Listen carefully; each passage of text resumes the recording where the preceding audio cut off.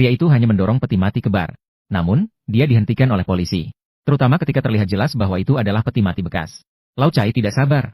Ingin tahu apa yang ada di dalamnya. Pria itu mengatakan ingin membawa kakaknya untuk minum segelas terakhir. Mungkin mereka tidak akan punya kesempatan bertemu lagi. Tetapi ketika peti mati itu dibuka, Lau Chai benar-benar terkejut. Setelah semua ini, peti mati itu ternyata mereka ambil dari pinggir jalan.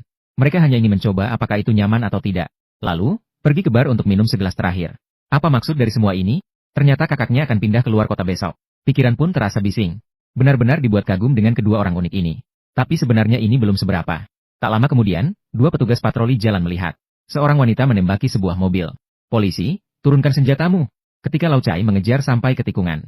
Wanita itu ternyata menghilang. Untungnya ada sesuatu yang pengertian. Petunjuk yang diberikan oleh si anjing. Lau Chai langsung mengerti dan menuju ke mobil karavan.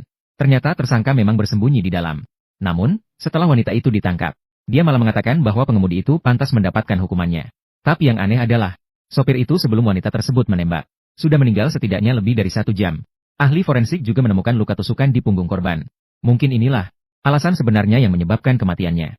Jadi, pertanyaannya adalah, kejahatan apa yang dilakukan oleh wanita yang baru saja menembak itu? Apakah mungkin itu termasuk penistaan jasad manusia? Namun, sebelum wanita itu menembak, dia juga tidak tahu kalau itu sudah mayat.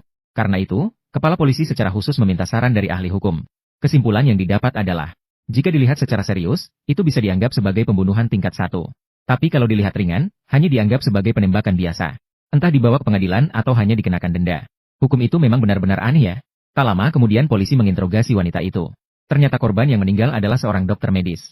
Karena diagnosis sembarangan dari sang dokter, yang menyebabkan ayahnya overdosis obat. Setelah mendengar itu, sakit, Lau Chai memutuskan untuk memberikan wanita tersebut surat tilang.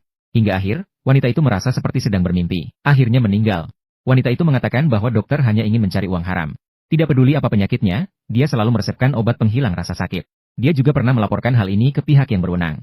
Namun, tidak ada tindak lanjut. Itulah mengapa dia memutuskan untuk mengambil tindakan sendiri. Bahkan, dia sudah siap menanggung akibatnya. Lau Chai memutuskan untuk memberikan wanita itu sebuah surat tilang setelah mendengarnya. Memintanya menyelesaikan prosedur dan pulang. Wanita itu sampai akhir merasa seperti sedang bermimpi. Jadi, siapa sebenarnya pembunuh dokter itu? Polisi kemudian memanggil istri dokter itu. Wanita itu mengatakan suaminya sangat disayangi oleh para pasiennya. Tidak pernah menyinggung siapapun. Bukankah ini omong kosong? Jika dia tidak pernah menyinggung orang lain, mengapa ada yang menembak atau menikamnya? Kecuali wanita itu berbohong. Kemudian, Lau Chai menemukan bahwa dokter itu sering merekomendasikan apotek tertentu untuk membeli obat penghilang rasa sakit. Anehnya, setelah mengawasi selama 2 jam, tidak ada satu orang pun yang datang untuk membeli obat. Lalu sebuah truk muncul. Tak lama kemudian, seorang pria menurunkan beberapa peti.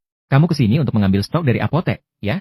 Begitu pria itu selesai mengemudi dan baru saja pergi, Lau Chai langsung